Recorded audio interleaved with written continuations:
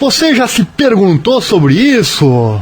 Por que será que a H1N1 não foi tão grave, digamos assim, para o nosso planeta como está sendo o Covid-19? Uma excelente pergunta, não é verdade? Pretendo nos próximos minutos respondê-la para você aqui no canal do Ariel Seuba no YouTube. Obrigado pela audiência de todos vocês, canal crescendo cada vez mais. Cresce porque traz informação relevante, sinal que você está gostando das informações que aqui chegam. Não esqueça, inscreva-se no canal, acione o sininho, também compartilhe esse vídeo com seus amigos para que eles também recebam a informação. Todo dia tem aqui algum vídeo trazendo uma informação relevante e o assunto do momento não adianta, é esse aí, né? Vamos longe ainda pelo que dá para perceber, né? O assunto coronavírus, o assunto Covid-19 vai longe, já abrangimos aqui vários assuntos interessantes, vários itens interessantes dentro desse assunto global que é o coronavírus. Pesquisem no canal, você vai encontrar muito vídeo interessante para você então que ainda tem dúvidas sobre essa terrível doença.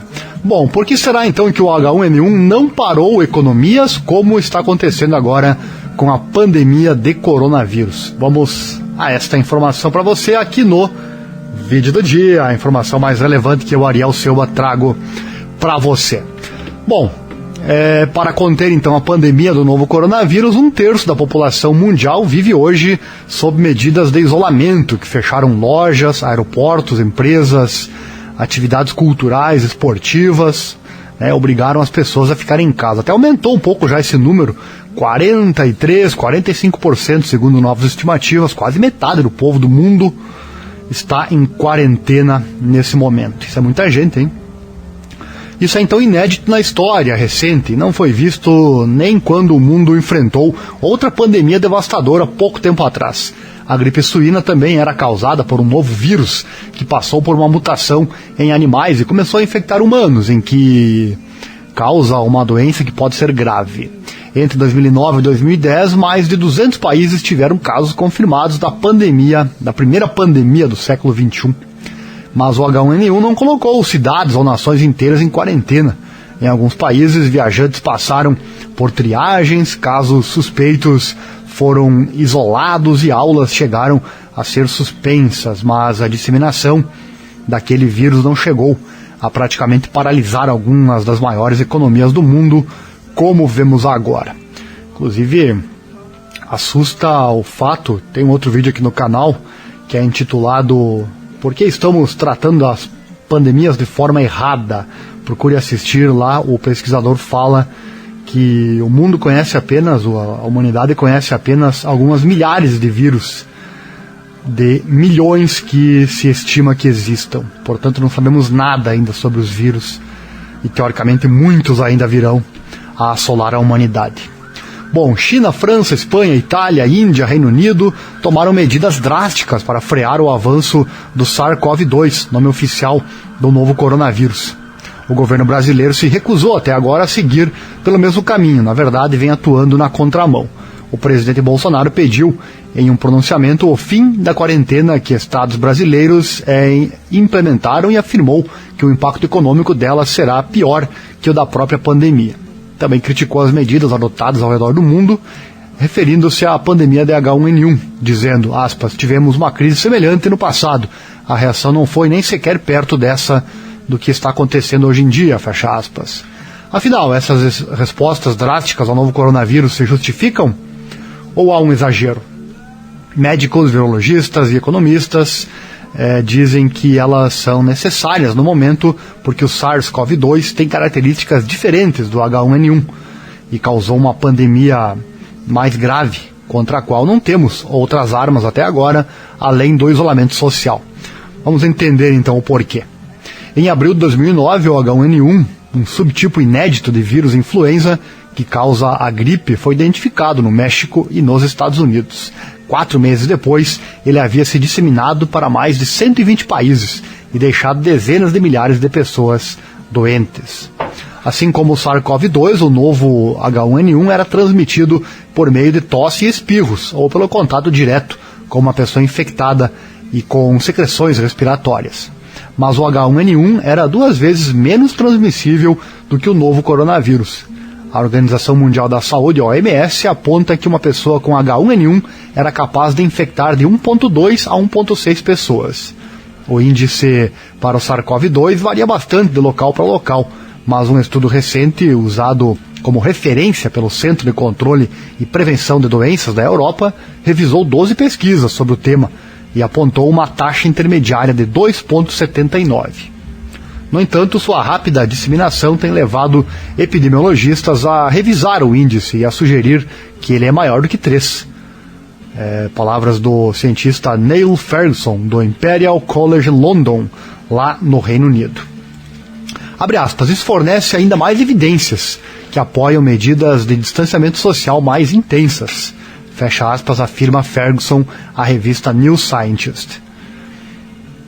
E é mais letal também, hein? A OMS estima a taxa de letalidade do SARS-CoV-2 em torno de 3,4% do total de doentes. Fernando Spilke, presidente da Sociedade Brasileira de Virologia, a SBV, diz que ela é ainda maior em algumas regiões do mundo. Em Bérgamo, na Itália, fica na taxa de 12%. Se pensarmos que com a gripe comum, temos 1 a 2% entre pacientes com idade mais avançada, o que já é alto. Isso que estamos vendo agora é assustador, fecha aspas, disse ele. No caso da Itália, 12% é alto por questões locais também, a questão do clima, a questão da idade dos habitantes, enfim, mas mesmo assim são taxas altas. No entanto, cientistas alertam que esse valor pode ser menor, porque só uma minoria da população tem sido testada. Muitas pessoas assintomáticas ou com sintomas leves não estariam, entretanto, entrando para as estatísticas oficiais de casos confirmados, o que produziria uma taxa de letalidade maior do que a real. Consultores científicos do governo britânico apontam, por exemplo, que essa taxa está provavelmente entre 0,5% e 1%. Porém, Spilke afirma que só será possível saber qual é o índice exato se a testagem for ampliada, o que no momento não pode ser feito, porque faltam materiais para exames. Aspas, o sistema de diagnóstico está saturado. Todos os países estão tentando testar ao máximo, e isso elevou demais a demanda. Fecha aspas, afirma o presidente da SBV. Ainda assim, mesmo que a taxa do novo coronavírus seja de 0,5% a 1%, seria muito maior do que a da pandemia de H1N1, que é estimada em 0,02%, segundo um estudo liderado pela cientista Maria Van Kerkhove, da OMS. Um dos motivos possíveis disso, diz Spilke, é que o SARS-CoV-2 parece matar de forma mais direta do que o vírus H1N1. Abre aspas, normalmente uma infecção viral está associada a outros elementos, como bactérias, que complicam o quadro clínico. Mas evidências apontam que o novo coronavírus consegue gerar, por conta própria, uma doença grave e levar o paciente a óbito sozinho, fecha aspas, diz ele. Tudo isso então torna essa pandemia mais grave do que a anterior. Esses dois aspectos, as maiores transmissibilidades e também a letalidade do SARS-CoV-2, se refletem nos números oficiais da OMS sobre as duas pandemias.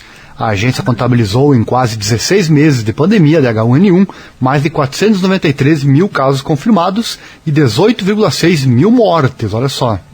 A pandemia atual ainda não completou 3 meses e já superou o número de infecções e vítimas fatais da anterior. Até o dia 29 de março de 2020, a OMS contabilizou 571 mil casos confirmados e 26,4 mil mortes, olha só. Um terceiro fator é importante para explicar os números dessa pandemia em relação à de 2009. Nenhuma pessoa tem imunidade contra o SARS-CoV-2, ao contrário do H1N1, que afeta menos idosos do que uma gripe comum. O virologista Anderson Brito, do Departamento de Epidemiologia da Escola de Saúde Pública da Universidade de Yale, nos Estados Unidos, diz que isso provavelmente está relacionado a outras duas pandemias anteriores da gripe asiática, em 1957, e da gripe de Hong Kong, em 1968, também causadas por outros vírus influenza.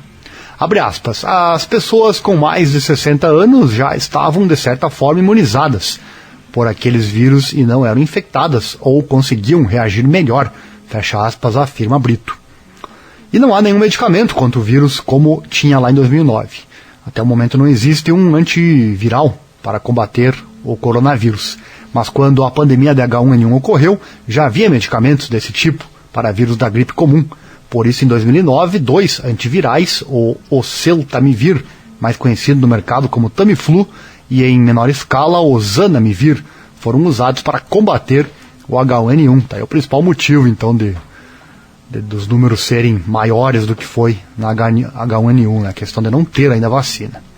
O oseltamivir havia sido aprovado em 99 pela Food and Drugs Administration, a FDA, a agência do governo americano equivalente à Anvisa aqui do Brasil, né? O mesmo aconteceu na Europa 3 anos depois. O zanamivir também passou a ser recomendado nos Estados Unidos e na Europa contra a gripe em 2006. Mas quando a pandemia de 2009 começou, não havia evidências científicas de que esses medicamentos funcionariam contra o H1N1. É o que explica o pneumologista Paulo Teixeira, professor da Universidade Federal de Ciências da Saúde de Porto Alegre. Abre aspas, estávamos na mesma situação que agora, sem provas de que um medicamento funcionasse, mas o oseltamivir começou a ser aplicado para os casos mais graves, porque não havia outra opção.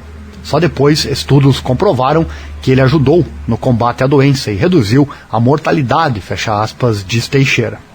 Ele explica que após as epidemias de outros coronavírus, da síndrome respiratória aguda grave, né, a SARS, e em 2003 também da síndrome respiratória do Oriente Médio, a MERS, em 2012, houve tentativas de criar antivirais contra esse tipo de vírus, mas o que foi testado não se mostrou eficaz e novas pesquisas não foram para frente desde então. Abre aspas, talvez tenha faltado interesse da indústria farmacêutica, que prioriza medicamentos para doenças crônicas, fecha aspas, afirma Teixeira. Prioriza aqui, né? Todo mundo sabe. Diante da nova pandemia, estão sendo testados medicamentos contra o SARS-CoV-2, que são hoje usados para outros vírus. Abre aspas, há apenas um medicamento no momento que acreditamos ter eficácia real, o Remdesivir, fecha aspas, disse o epidemiologista Bruce Aylward, consultor da OMS. Essa droga, desenvolvida para o combate ao ebola, parece ser capaz de matar uma grande variedade de vírus, mas os estudos ainda estão em andamento. Ainda assim, é uma alternativa mais viável do que começar a produzir um medicamento do zero, diz Brito. Ele fala, né, um antiviral específico leva 1 ano e meio, 2 ou até mais para ser criado. Não é algo que dá para fazer de uma hora para outra. Outras 2 substâncias, a hidroxicloroquina, né, e também a cloroquina, usadas em medicamentos contra doenças como lúpus e malária, têm sido administradas a pacientes em estado crítico. Há um esforço internacional para testar se elas são de fato eficientes e seguras contra o novo coronavírus.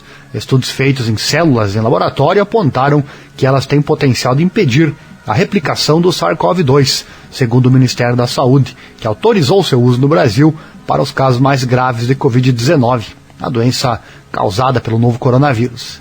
Mas fora do ambiente laboratorial, não existe um estudo clínico que aponte que funcione de fato ou que seja segura para quem for infectado pelo novo coronavírus. E mesmo quando são usadas nesses casos, só devem ser administradas por médicos e nunca tomadas por conta própria. Esse é o problema do brasileiro, né? Abre aspas, não são drogas fáceis porque geram efeitos colaterais e têm que ser usadas com parcimônia porque podem ter efeitos tóxicos, fecha aspas, diz Spilke. E não vai dar para fazer uma vacina tão rápido quanto antes. A pesquisa de uma vacina contra o SARS-CoV-2 vem avançando, e rapidamente, e há mais de 20 versões em desenvolvimento. Mas ainda é preciso garantir que funcionam e são seguras. E mesmo que alguma se prove eficaz, será preciso ter formas de produzi-la em massa. Com isso, as previsões mais realistas dizem que uma vacina contra o novo coronavírus não estará disponível ao menos até meados do próximo ano. Na pandemia de 2009, as perspectivas eram mais otimistas, porque já havia uma vacina contra outros vírus influenza.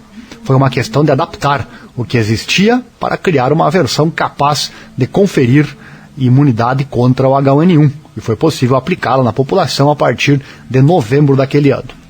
O número de novos casos já havia caído em todo o mundo àquela altura, mas isso foi importante no controle da pandemia a partir de 2010 e permitiu à OMS declarar seu fim em agosto daquele ano.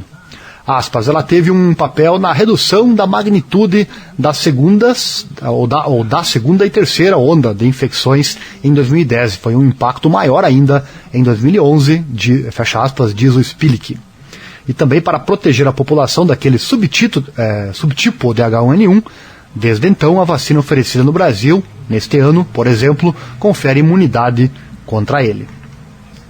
E os dados científicos atuais apontam que, em média, 80% das pessoas infectadas pelo novo coronavírus são assintomáticas ou têm sintomas leves, mas 15% desenvolvem formas graves de Covid-19 e 5% ficam em estado crítico.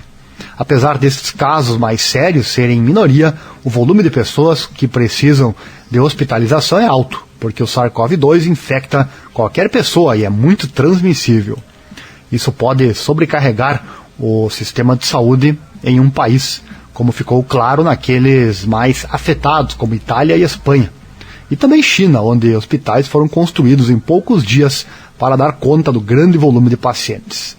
Além disso, como não temos medicamentos contra o SARS-CoV-2, o impacto desta pandemia sobre hospitais ao redor do planeta é maior do que em 2009. Esse é o maior temor, inclusive, né? O colapso na saúde, possibilidade disso acontecer. Abre aspas. Se você tem um medicamento, o paciente sai de um quadro grave e se cura mais rápido, o que reduz o tempo de hospitalização e libera a vaga para outra pessoa. Isso aumenta o fluxo de atendimento, fecha aspas, afirma Brito. Se esse recurso, ou melhor, sem esse recurso, a forma de reduzir o volume de pacientes que chegam ao mesmo tempo aos hospitais é conter a disseminação do vírus por meio de distanciamento social, como a China demonstrou ao colocar milhões de pessoas sob quarentena. O Ministério da Saúde aponta que, em média, o número de casos nesta pandemia aumenta 33% por dia e que, sem ação que reduzam a circulação e o contato social, o total pode dobrar a cada 2 ou 3 dias. Spilk diz que na pandemia de H1N1 isso acontecia em um período de 1 semana a 10 dias. Abre aspas, agora está muito mais rápido, o que pode saturar o sistema de saúde e impedir tratar quem poderia ser salvo. É o que estamos vendo em alguns países, fecha aspas, diz ele. Para Brito, as UTIs já estão operando quase em sua capacidade máxima, tanto na rede pública quanto na privada. Se o sistema de saúde entrar em colapso, não vai adiantar ter o melhor plano de saúde, porque não vai ter maca, leito e respirador suficiente, fecha aspas. O isolamento permitiu diluir ao longo do tempo o fluxo de pacientes, analisar como o novo coronavírus se comporta localmente e preparar os sistemas de saúde para a demanda maior. Abre aspas, nesse momento o isolamento não é um exagero, porque o que estamos vivendo tem as características de uma epidemia de nível global de grande gravidade, como aquelas que imaginávamos que poderiam ocorrer há algum tempo, fecha aspas, diz Spilk. Brito diz que se trata de um momento sem precedentes na história e que, diante disso, é melhor pecar pelo excesso, mesmo que o isolamento gere prejuízos à economia. Ele diz, né, pessoas mortas não movem economias. Mas de uma década separada, ou mais de uma década, separou, né, as pandemias do H1N1 e o coronavírus. Em 2009, o mundo saía de uma recessão global causada pela crise financeira de 2008, comparada somente à Grande Depressão de 29, em termos de gravidade. Grandes instituições financeiras foram à falência em sequência, derrubando bolsas ao redor do mundo e gerando uma escassez de crédito que obrigou diversos países a injetar dinheiro em suas economias. O mundo ainda vivia a ressaca desse colapso da economia global quando o H1N1 começou a se alastrar. Esse momento delicado poderia ter influenciado as medidas tomadas para conter esse vírus, por haver menos espaço para ações que reduziriam a atividade econômica e abalariam a recuperação que ensaiava seus primeiros passos. José Francisco Gonçalves, economista-chefe do Banco Fator e professor da Faculdade de Economia e Administração da Universidade de São Paulo, avalia que não. Ele diz que o mundo tinha em 2009 uma perspectiva de crescimento da economia, situação inversa à do final de 2019, quando o novo coronavírus deu seus primeiros sinais lá na China. Abre aspas, a perspectiva agora era de uma piora da atividade econômica mundial. A China estava desacelerando. Já havia uma desaceleração na Europa e nos Estados Unidos. Então o ambiente é mais desfavorável hoje e há menos espaço para esse tipo de medida do que lá em 2009, fecha aspas, afirma Gonçalves. O economista afirma que as medidas de isolamento adotadas ao redor do mundo se baseiam em conhecimentos médicos e epidemiológicos e que a preocupação com o seu impacto econômico perde cada vez mais espaço diante da gravidade da pandemia. Abre aspas. Essa discussão é travada só por alguns empresários e por alguns poucos economistas, que a cada dia que passa são menos numerosos, porque fica claro que não fazendo o isolamento ou adotar um isolamento parcial é mais prejudicial para a economia, fecha aspas, diz Gonçalves. Tá aí o assunto que está repercutido no Brasil, né? Há quem diga que não e há quem diga que sim. Há quem ache que vai ter um problema econômico, ache não, ele vai ter, né? Mas achem que deva se passar por cima do isolamento com isso, né? E há quem está do lado da saúde, como a frase que você ouviu antes, né? Que morto não dá lucro, não é verdade? O que você está assistindo esse vídeo acha disso? Deixa aqui embaixo nos comentários. Marcel Balaciano, professor do Instituto Brasileiro de Economia da Fundação Getúlio Vargas, afirma que se o mundo tivesse enfrentado uma pandemia dessa proporção em 2009, as mesmas medidas teriam sido tomadas, mesmo saindo de uma recessão. Diante dos níveis de contágio que estamos vendo, a quarentena é necessária. Ela não pode ser muito prolongada para não ter um impacto econômico pior do que o da própria pandemia, mas que vai determinar. Quem vai determinar isso é o ministro da Economia, mas os médicos e infectologistas, né? Então, quem não vai determinar isso é o ministro, e sim, quem vai são os médicos e os infectologistas, diz esse economista. Abre aspas, essa é uma crise de saúde, não uma crise econômica. Quanto mais tempo demorar para resolver o problema que a causa, maior vai ser a crise econômica. Então tá aí, matéria longa, mas tão longa quanto o problema que nós temos que enfrentar, teremos ainda que enfrentar, estamos e teremos que enfrentar aqui no Brasil essa crise do coronavírus, né? Complicado, estamos realmente numa sinuca, tendo que adotar as melhores posições. Tem muito município no Brasil inteiro que já está aderindo à liberação do comércio, né? Porque não estão aguentando, né? Tem esse lado também complicado, principalmente para os pequenos, tanto pequenos empresários como pequenos municípios, né, que sentem a crise de imediato, já estão sentindo a crise, mas sem dúvida a questão é gravíssima em termos de saúde.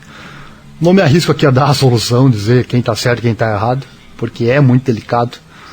Qualquer que seja o caminho a ser seguido, vai gerar problemas, certamente. O problema ele vai vir, a crise vai vir, não tem jeito. Então tá aí o porquê do H1N1 não ter parado economias como a pandemia atual do coronavírus. Em 2009, o vírus da gripe suína se alastrou pelo mundo na primeira pandemia do século XXI. Então os motivos, você ouviu aí os motivos, porque ele não fez cidades e países entrarem em quarentena. Este foi mais um vídeo do dia aqui no canal do Ariel Selbach no YouTube. Obrigado pela audiência de você. Aquele abraço virtual, porque pessoal não dá. Obrigado e até mais.